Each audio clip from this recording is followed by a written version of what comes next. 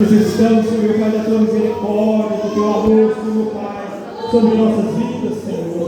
Em nome de Jesus, ó Pai, clamamos ao Senhor, meu Pai, neste momento, Senhor meu Pai, que a palavra do Senhor, Pai, será ministrada, Senhor meu Pai, pelo teu Filho, Senhor. Senhor, venha, Senhor meu Pai, usar as suas vidas, Senhor meu Pai, a falar da tua igreja, Senhor meu Pai. E Senhor meu Pai, venha buscar em verdade a sua Espírito do Senhor, ó Pai, quebrantando os nossos corações, Senhor meu Pai, abrindo nossos ouvidos, Senhor meu Pai.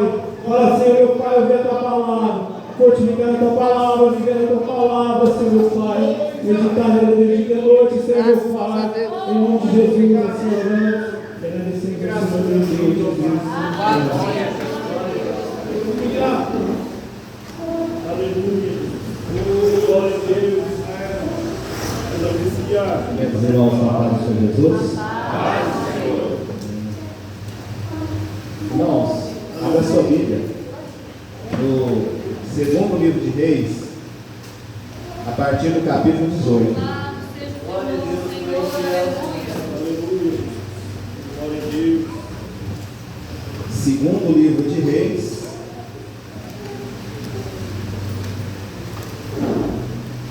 segundo a Reis 18. Nós vamos ler do 1 até o 7. Glória a Deus. Obrigado, Jesus. Vou aguardar todos os irmãos se encontrarem. E logo após a gente ler o texto, eu te peço também que você não feche a sua Bíblia.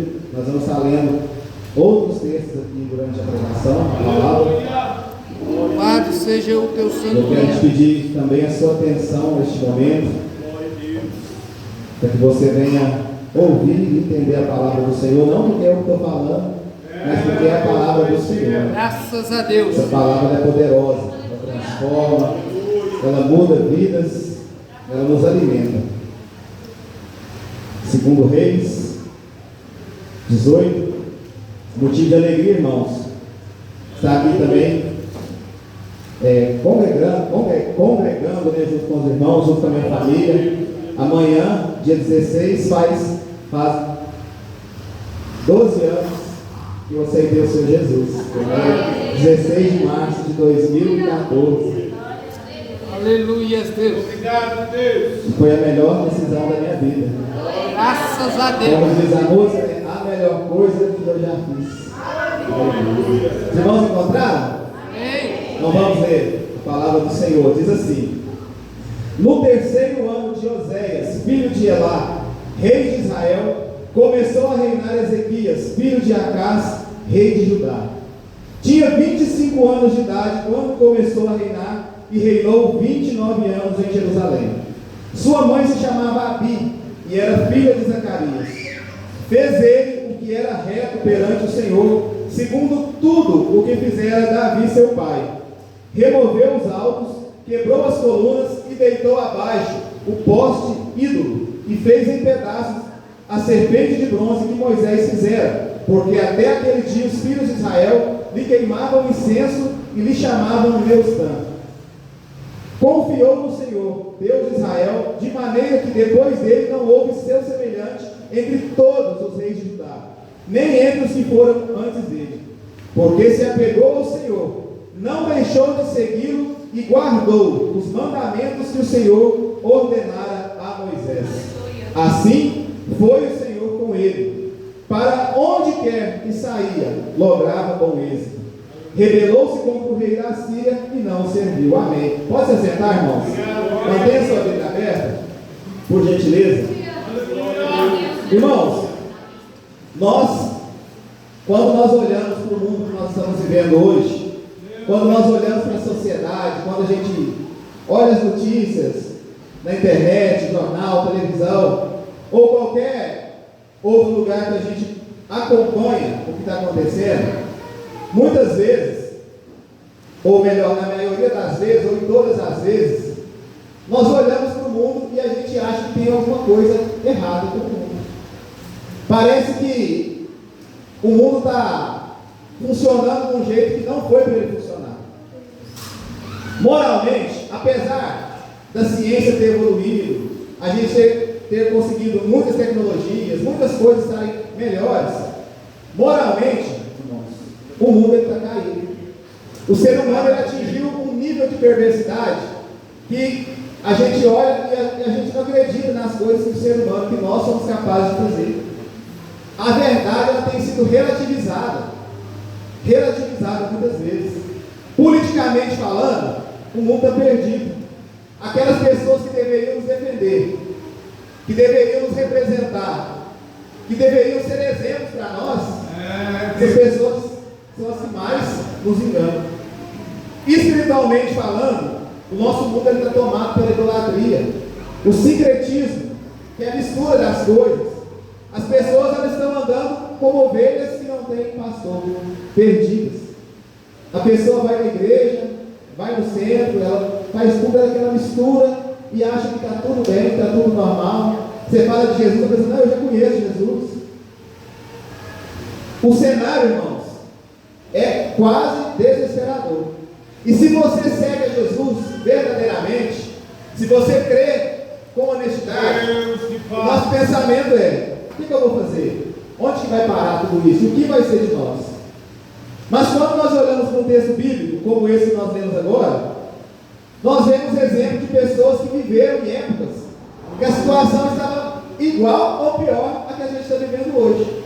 E essas pessoas conseguiram ali manter a fidelidade a Deus, se destacar e muitas vezes até impactar aquela geração. Pessoas, homens e mulheres como eu, como você, mas que conseguiram viver uma geração perversa, idólatra e ser fiéis a Deus. Quem aqui quer ser fiel a Deus? Eu quero, irmãos. Eu quero. É difícil, irmãos? Muitas vezes é difícil a gente ser fiel. É como se você estivesse remando contra uma correnteza. Mas a palavra de Deus nos diz que isso é possível.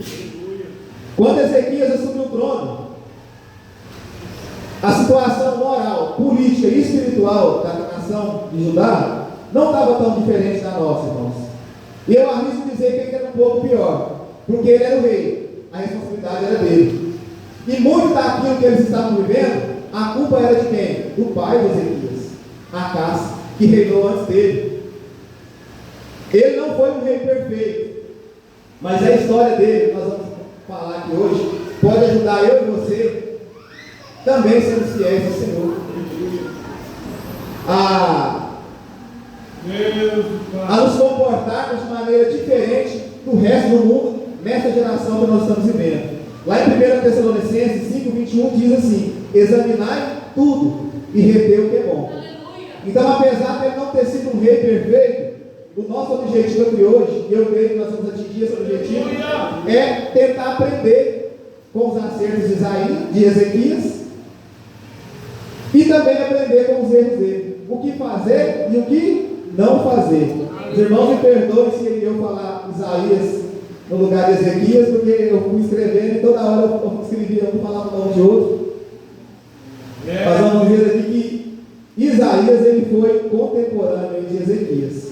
Irmãos, só para nós nos situarmos aqui na mensagem, Israel ele experimentou 120 anos de reino unificado. 40 anos Saul reinou, 40 anos Davi reinou e 40 anos quem reinou? Foi Davi? Salomão reinou. Com a morte do rei Salomão, o reino ele foi rasgado, ele foi partido. 10 tribos seguiram Jeroboão e formaram o que a gente chama de reino do norte, onde a capital era Samaria, é o reino de Israel, a capital Samaria. 2 tribos, que é a tribo de Judá e Benjamim, seguiram Roboão e montou o que a gente chama de reino do sul, que era o reino de Judá, onde a capital era Jerusalém. Então, irmãos, todas as vezes, nesse contexto de reis e crônicas, os irmãos ouvirem falar Israel, Samaria, está falando do reino do norte.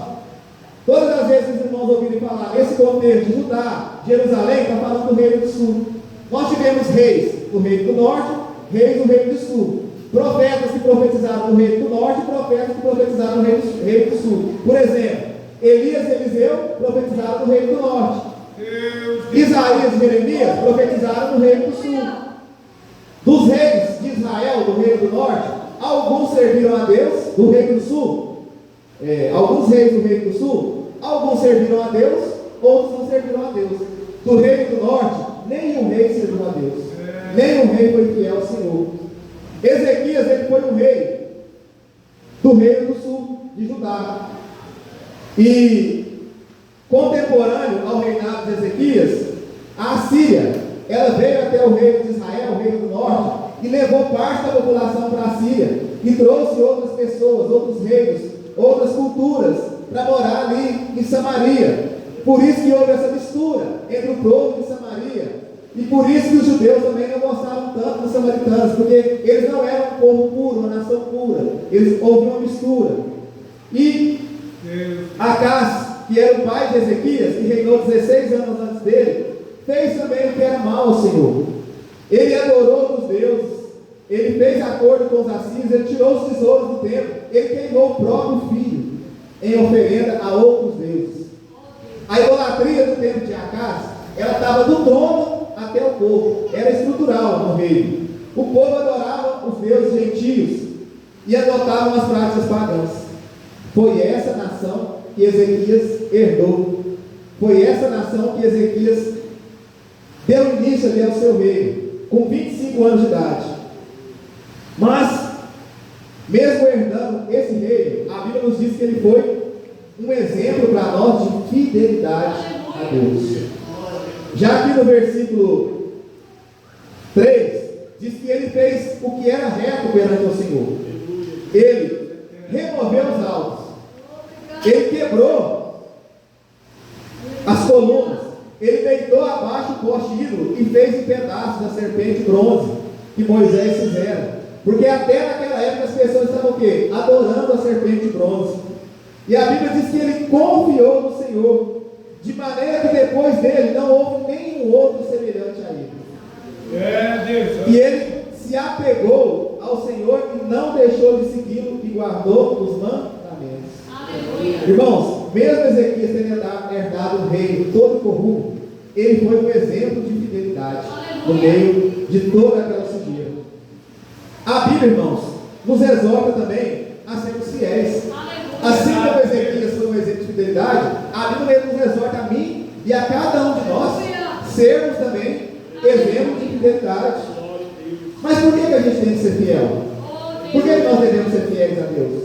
Primeiro, porque Deus, Ele é fiel. Olha o que diz 2 Timóteo: se somos infiéis, Ele permanece fiel, pois não pode negar a si mesmo. 2 Timóteo 2,13. Irmãos, Deus, Ele é fiel. Um dos motivos que nós temos que ser fiel é porque o nosso Deus, Ele é fiel. Quantas vezes, irmãos, eu e você, nós erramos, nós pecamos, nós até nos afastamos da presença do Senhor, e em vez de Ele nos punir, Ele nos trata com amor, com misericórdia. Você mesmo olha para o que você fez e fala assim: gente, se eu estivesse no lugar de Deus, agora eu tinha acabado comigo. Eu não tinha me perdoado, mas o Senhor, Ele nos perdoa, porque Ele é fiel. Ele é fiel, irmãos. Isso é prova de amor do Senhor comigo e com você. Então, por primeiro motivo que nós temos que ser fiéis, porque Deus, Ele é fiel. Segundo motivo, nós temos que ser fiéis porque é a nossa resposta ao sacrifício de Jesus. Qual é a nossa resposta ao sacrifício do Senhor? Fidelidade. Vocês foram comprados, 1 Coríntios 6,20, vocês foram comprados por alto preço, portanto, glorifiquem a Deus com o seu próprio corpo. Irmãos, nós fomos comprados por um alto preço. A fidelidade é a resposta nossa, é a nossa forma de gratidão pelo resgate da graça do Senhor Deus. Nenhum de nós, irmãos, nenhum de nós, e eu estou falando de mim também, merecíamos ser salvos pelo Senhor. Nós não merecíamos estar aqui na presença do Senhor, glorificando ao Senhor. A Bíblia nos diz que o salário do pecado é a morte, irmãos. O que a gente merecia era a morte, mas o Senhor nos resgatou. Só nos resta o quê? Sermos fiéis. Então, irmãos, quando você estiver pecando, quando você estiver se desviando da presença do Senhor, lembra assim, ó, nossa, mas Jesus, ele morreu por mim, eu estou aqui fazendo isso aqui agora. E volta para o Senhor. Volta para a presença do Senhor. Para que Ele possa nos perdoar. Quando nós olhamos para o sacrifício do Senhor Jesus, só nos resta fidelidade a Deus. Terceiro motivo porque a gente tem que ser fiel. A fidelidade é a prova do nosso relacionamento com Ele. Olha o que diz João 14,15. Se vocês me amam, obedecerão aos meus mandamentos. Jesus, ele nos ensinou que a obediência e a fidelidade é evidência do amor de Deus. Se você ama a Deus, você obedece, você é fiel. O que adianta, irmãos, a gente dizer assim: ah não, eu amo a Deus, eu conheço Jesus, mas eu não imito Ele. Ser cristão, irmãos, não é seguir Jesus, não. Tinha uma multidão que seguia Jesus e ali tinha todo tipo de gente. Ser cristão é ser imitador de Cristo. É imitador de Cristo. Cristão é pequeno Cristo. É como se fosse um cristãozinho. Já viu quando alguém chama o filho pelo nome do pai, no diminutivo? Tipo assim, vê o filho do pastor Nilton e fala assim: ah, o Niltinho ali, ó. Por que ele fala o Niltinho? Porque ele está fazendo a mesma coisa que ele está fazendo.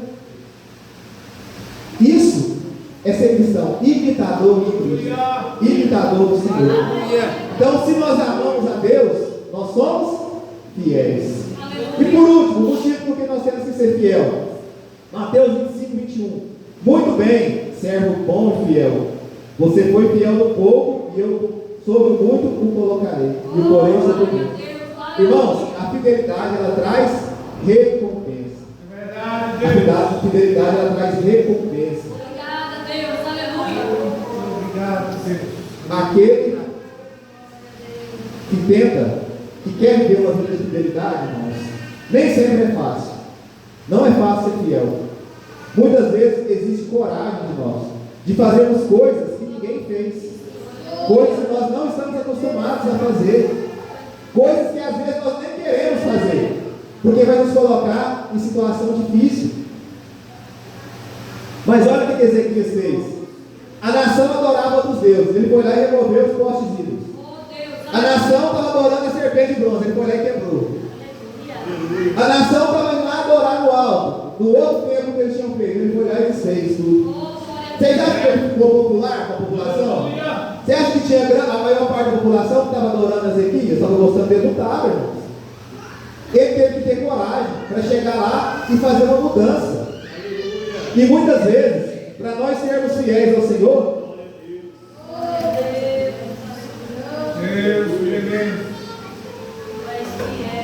muitas vezes, para nós sermos fiéis ao Senhor, nós vamos ter que ir contra padrões pré-estabelecidos. Nós vamos ter que nos posicionar contra pessoas, irritar alguém, irritar as forças do mal. A palavra de Deus diz que a nossa luta não é contra carne nem sangue. Às vezes você está lá no seu serviço, lá você fala assim com um superior seu, com um chefe seu: ó, isso aqui eu não vou fazer não, porque isso aqui é errado, eu não vou fazer. E a pessoa vai olhar para você: você não vai fazer? Você fala assim: não vou fazer. Você não vai fazer? Não vou fazer. Você está correndo o risco de ser mandado embora, irmãos. Mas para sermos fiéis ao Senhor, muitas vezes nós vamos ter que nos posicionar. Irmãos, eu tenho uma mania comigo que eu peço a Deus para mudar. Às vezes eu vejo alguém, às vezes próximo de mim, não está nem conversando comigo, mas está falando alguma coisa que eu não concordo, ou está falando alguma coisa que eu sei que está errado. Eu falo: não é comigo mesmo, dá essa pessoa para lá. Mas eu já pedi ao Senhor: Senhor, me ajuda a me posicionar. Às vezes entrar no meio da conversa e falar assim: deixa eu te falar um negócio, sei que você está falando está errado. Não é assim não. É verdade, Deus. A palavra de Deus fala assim, assim, assim. Ah, mas eu não estou falando com você, tudo bem. Mas o meu recado já está dado. E muitas vezes, irmãos, a gente tem que fazer isso. Porque senão, você está lá no seu local de trabalho, no seu serviço, na sua escola, e o povo nem está sabendo o que você crê, nem está sabendo o que você acredita. É o chamado, o pastor Elas gostava de falar, o crente 007, espião, ninguém sabe o que é crente. Temos que nos posicionar. Será que nós estamos preparados, irmãos, para nos posicionar contra esse mundo? Mostrar para todo mundo aquilo que a gente crê e aguentar as consequências, Senhor. Aqui no Brasil a gente vive uma situação muito confortável. Mas tem irmãos nossos hoje, irmãos, que estão perdendo a vida simplesmente por andar com a Bíblia. simplesmente por falar que crê em Jesus, simplesmente por fazer uma oração. Temos que nos posicionar, irmãos. Jesus disse que nós devemos ser fiéis no pouco e que nós não devemos adorar dois senhores. Não podemos adorar dois senhores. Então nós temos que ser fiéis. E Ezequias, ele foi esse exemplo de fidelidade. Então, irmãos, se você entendeu isso aqui que foi falado aqui, faça um compromisso com você mesmo. Faça um compromisso com você mesmo na sua mente. Fala assim: a partir de hoje, eu vou ser mais fiel. Eu vou demonstrar minha fidelidade. E não só para mim mesmo, mas que as outras pessoas possam olhar para mim e ver: não, esse cara aqui é fiel. Essa pessoa aqui, ele é crente de verdade. Ele não é igual aquela pessoa que eu conheço lá que fala que é crente, mas faz tudo igual ao mundo. Nós vamos ser crentes de verdade. Amém? Amém. Aleluia. Irmãos, Ezequias é um exemplo de fidelidade. Ele foi um exemplo de fidelidade. Mas ele também foi um exemplo para nós de favor de Deus. Um exemplo para nós que Deus, ele age em nosso favor. Olha o que ele diz aqui no versículo 7. Assim foi o Senhor com ele. Para onde quer que ele saía, lograva bom êxito. Ou seja, tudo que ele fazia dava certo. Tudo que ele fazia dava certo. O texto está nos dizendo que a fidelidade de Isaías, ela foi recompensada. Ele tinha o favor de Deus. Deus achou graça aos olhos de Isaías, de Ezequias. Irmão, já imaginou ter uma intimidade dessa com Deus, com o Senhor? Que tudo que você fizer dá certo. Que tudo que você fizer, você é bem sucedido. Está falando aqui, ó, que para onde quer que ele ia, ele lograva isso, dava certo. Tudo que ele tentava fazer, dava certo. Olha o que ele está dizendo aqui no versículo 13. Que quando Ezequias tinha 14 anos que ele estava reinando, o rei da Síria, aquele mesmo que invadiu Jerusalém, o rei do norte, invadiu Judá também, o rei do sul. Aleluia. E mesmo o rei negociando, pagando tributo ao rei da Síria, eles não, nós vamos invadir Judá. E o rei mandou seus mensageiros ali, e eles começaram a desafiar Ezequias, desafiar o povo e desafiar o Deus dos judeus. Eles queriam saber: quem é essa pessoa, quem é esse Deus que vocês tanto confiam? Por acaso os outros deuses das outras nações puderam livrar eles? Olha o tanto de nação que a gente conquistou.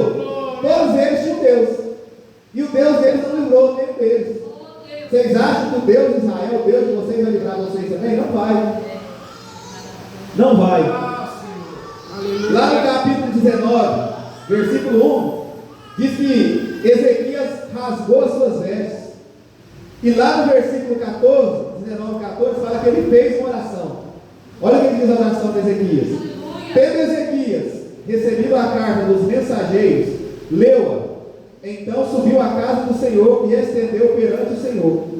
E orou, dizendo: ó Senhor, Deus de Israel, que estás entronizado acima dos querubins, tu somente és Deus de todos os reinos da terra. Tu fizeste os céus e a terra. Inclina ao Senhor os ouvidos e ouve. Abre, Senhor, os olhos e vê. Ouve todas as palavras de Senaqueribe, que é o rei da Síria, os quais ele enviou para afrontar o Deus vivo. Verdade é, Senhor, que os reis da Síria assolaram todas as suas terras, todas as nações da terra, e lançaram no fogo os deuses dele, porque deuses não eram senão obras de mãos de homens, madeira e pedra. Agora, pois, ó Senhor, livra-nos das suas mãos, para que todos os reis da terra saibam que tu, só tu, Senhor, é Deus. Irmãos, olha que oração bonita. Vamos lá no versículo 32. Olha o que Deus respondeu. Assim diz o Senhor acerca do rei da Síria: não entrará nesta cidade, nem lançará nela flecha alguma, não virá perante ele com escudo, nem há de levantar tranqueiras contra ela. pelo caminho por onde vier, por esse voltará. Mas nessa cidade não entrará, diz o Senhor, porque eu a defenderei, essa cidade, para livrar, por amor de mim e por amor do meu servo Davi. Aleluia. Irmãos, o Senhor foi com ele e livrou ele das mãos de quem? Dos seus inimigos. Irmãos, olhando para o exemplo de Ezequias, nós vemos que Deus, Ele nos recompensa, irmãos. Que Deus, Ele é conosco. Uma das maiores promessas, quando eu falo maiores, é que ela é mais repetida na palavra do Senhor, é aquela que Deus disse, Ele está conosco. Eis que estarei contigo até a consumação dos séculos. Eis que estarei convosco. Eis que o Senhor é contigo. Eis que Ele vai contigo. O Senhor, Ele não vai te deixar sozinho, irmãos. O Senhor, Ele está conosco. Se você pertence a Ele, se você pertence a Ele, Ele está contigo. Ele não vai te deixar sozinho, irmãos. Nós não estamos numa relação de barganha com Deus, não é uma troca, não é uma barganha. Mas a Bíblia, ela impõe condições. A Bíblia é cheia de condições. Se me adorares, se servires a mim, comerás os melhores dessa terra. Se não, é isso, aqui. É isso, irmãos. A Bíblia, ela é o livro do si. A fidelidade não é em vão. Olha o que diz Mateus 25, 21. Muito bem, servo bom e fiel. Você foi fiel no pouco e eu porei sobre o muito. Foi recompensado. Apocalipse 2,10. Seja fiel até a morte, eu lhe darei a coroa da vida. Tiago 12. Feliz é o homem que persevera na provação, porque depois de aprovado receberá a coroa da vida que Deus prometeu aos que amam. Irmãos, se nós formos fiéis ao Senhor, Ele nos recompensa, Ele nos abençoa, Ele nos abençoa. Nós aprendemos isso com a história de Ezequias, que nós podemos e devemos ser fiéis ao Senhor. Para encerrar, irmãos, quero citar um outro exemplo aqui de fidelidade que Deus agiu também com Isaías. Graças a Deus. Aqui no capítulo 20, a palavra de Deus diz que Ezequias ele adoece de uma enfermidade mortal. E Deus envia o profeta Isaías até o palácio e diz para ele: põe em casa a tua ordem, porque morrerás. Põe a sua casa em ordem. Obrigado, amor. Põe a sua casa em ordem. A Bíblia diz que ele vira o rosto na parede e ele ora.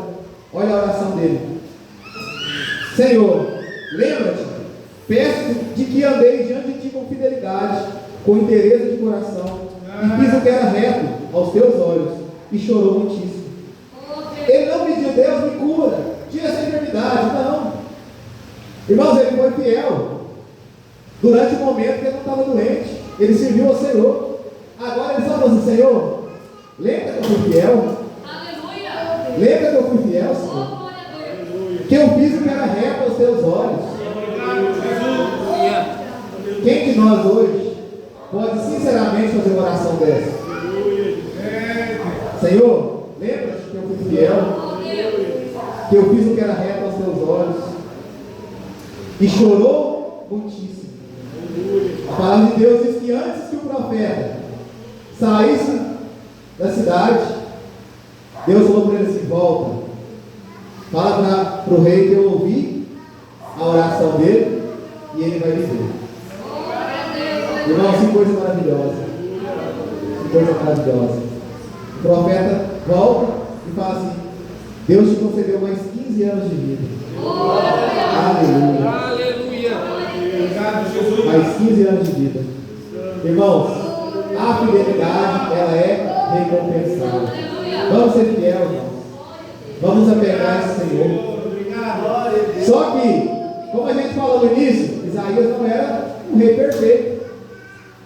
Todos nós temos os nossos pecados.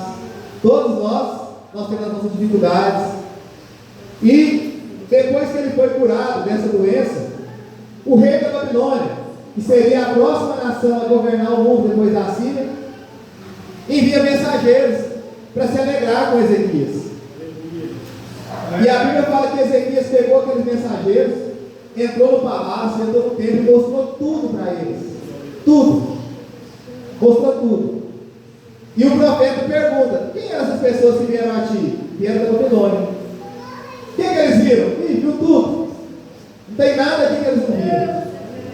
E o profeta lança uma profecia sobre Ezequias, falando assim: olha, vai chegar um dia que essas pessoas que você mostrou tudo, elas vão vir contra você, vão levar os seus filhos cativos e vão levar todos esses tesouros que eles viram.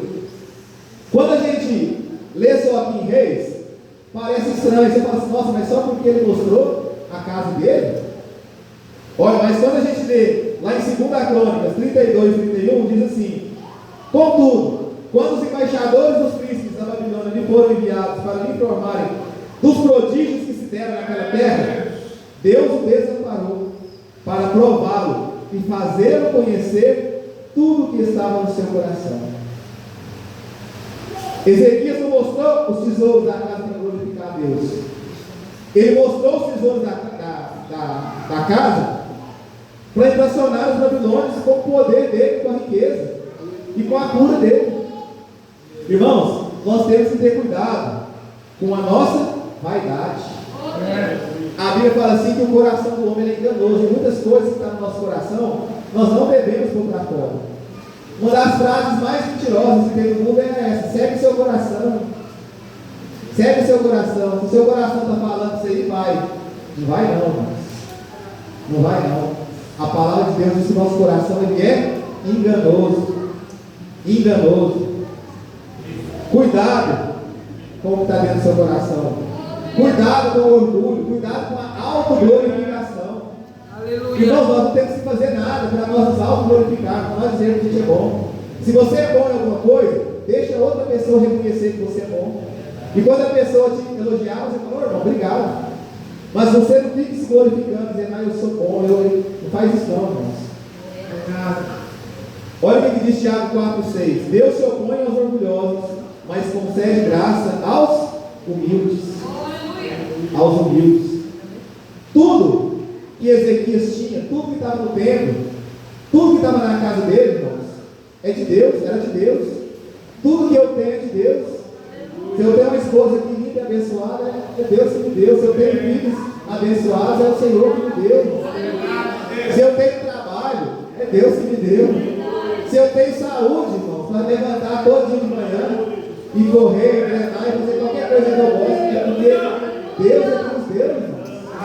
Se você consegue levantar da sua cama e trabalhar, é porque Deus te concedeu. Ele nos deu um fôlego de vida. Se ele pegar de volta, irmãos, acabou. É só pegar de carne. Não tem nada. Uma pessoa morta é isso, é um corpo sem vida, irmãos. Um corpo sem vida. Verdade, Deus. Mordomia cristã. Mordomia cristã. Nós somos mordomos do Senhor. O que o mordomo faz na casa? Ele cuida das coisas do dono. É isso que nós somos, irmãos. Nós estamos cuidando das coisas que Deus colocou nas nossas mãos. Um dia vai te perguntar assim: o que você fez com os filhos que eu te dei? O que você fez com o dinheiro que você recebia todo mês que eu te dei? O que você fez com a saúde que eu te dei? O que você fez no meu reino com todas as coisas que eu coloquei na sua mão? Irmãos, vamos falar a verdade, nós somos muito abençoados. Quando a gente olha para o lado, a gente vê que a gente é muito abençoado. Muito abençoado. Cuidado, irmãos, com o nosso coração. Ezequias, ele foi fiel, foi. Exemplo de fidelidade, foi. Exemplo de senhoragem, foi também. Mas também é exemplo daquilo que nós não devemos ser e daquilo que nós não devemos fazer. Amém, irmãos? O Senhor, ele coloca muitas coisas nas nossas mãos. E muitas vezes, a Bíblia diz que o Senhor ele não tenta ninguém, mas ele nos prova. E não sabe a diferença de tentação e prova? A tentação é para você falhar. Quem te tenta quer ver a sua queda, quer ver você falhar. O inimigo, ele tenta porque ele quer ver você cair. Deus ele não tenta, ele prova, porque ele quer ver a sua vitória. Ele quer ver você sair fortalecido daquela prova. Quando Deus provou Abraão, estava fortalecido. Quando Jesus foi levado ao deserto, o inimigo queria ver a queda dele, mas ele saiu dele fortalecido. Então, Ezequias também é um exemplo, se Deus ele age em nosso favor. E quando ele coloca em algo em nossas mãos para nos provar, ele quer que nós saímos daquela prova vitoriosos. Amém? Se coloque de pé, irmão, eu quero fazer uma oração.